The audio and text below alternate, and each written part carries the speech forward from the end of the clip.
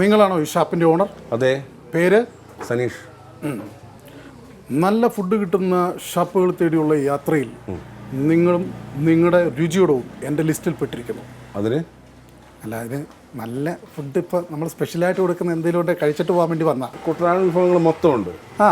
അല്ല, എന്നാലും സ്പെഷ്യലായിട്ട് മൊത്തം സ്പെഷ്യലാണ്. ഇന്നത്തെ സ്പെഷ്യൽ ജീവനുള്ള വരാല് വാഴയിലിൽ പൊള്ളിക്കാം. അല്ല ഏട്ടാ, ഈ ജീവനുള്ള വരാലിനെ പൊള്ളിക്കുമ്പോഴേ അത് ചാടിപ്പോകത്തില്ലേ? അത് നമുക്ക് നോക്കാം. നോക്കാം. ഓക്കെ ഓക്കെ, ആയിക്കോട്ടെ.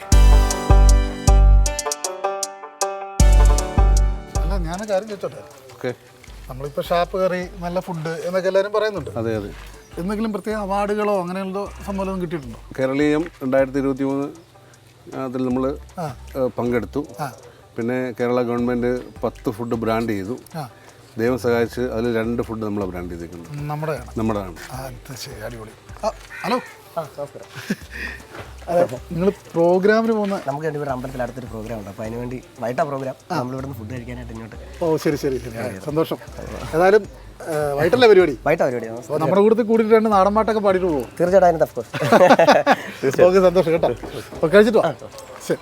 ഞാൻ വേറെ സംഭവം കേട്ടെന്നാന്ന് വെച്ചാൽ ഇവിടുത്തെ ഉച്ചക്കത്തെ ഊണ് ഗംഭീര ഊണ് കുശാലല്ലേ.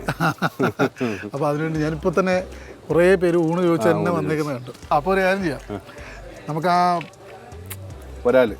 ഓക്കെ, അതിലേക്ക് പോവാം. ഷെഫുണ്ട്. അതിലേക്ക് പോവാം. വെൽക്കം.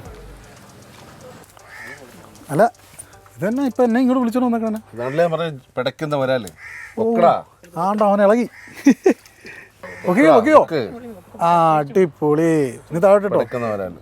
അപ്പോൾ ഇത് ആരാവശ്യപ്പെട്ടാലും ഇത് ചെയ്തു കൊടുക്കും? ഇത് വലുപ്പം അനുസരിച്ച് വില പറയാനായിട്ട് കൊടുക്കത്തുള്ളൂ. മിനിമം വരാല് 10-300 രൂപ മിനിമം.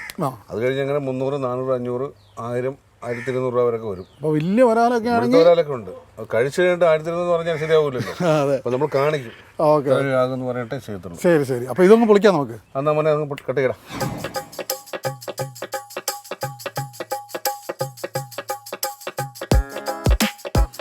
അപ്പം ലൈവായിട്ട് നമ്മൾ വരാലിനെ റെഡിയാക്കണത് കണ്ടു. ഇനി വരാലിനെ പൊള്ളിക്കാൻ പോവുകയാണ്. അപ്പോൾ അത് ചെയ്യണത് വേറെ ആരുമല്ല, നമ്മുടെ രുചിയിടത്തിൻ്റെ മെയിൻ ഷെഫ് ബീജേട്ടനാണ്.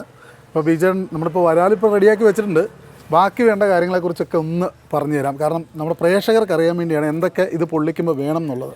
ഉപ്പ്, മുളകുപൊടി, മസാലക്കൂട്ട്, ഇഞ്ചി പേസ്റ്റ്, ഗാർലിക് പേസ്റ്റ്, ഇതും പച്ചമുളക്, ഇത് അരച്ച സംഭവം, 2 തക്കാളി, 3 സവോള, നാരങ്ങ, ക്യാപ്സിക്കം, ക്യാരറ്റ്, പിന്നെ നമ്മുടെ കറിവേപ്പില.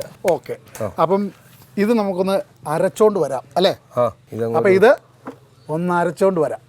ആ അരച്ചോണ്ട് വരുന്ന സമയം ഒന്ന് കടന്നു പോകാൻ വേണ്ടി ഒരു കുഞ്ഞ് നാടൻ പാട്ട് കേൾക്കാം.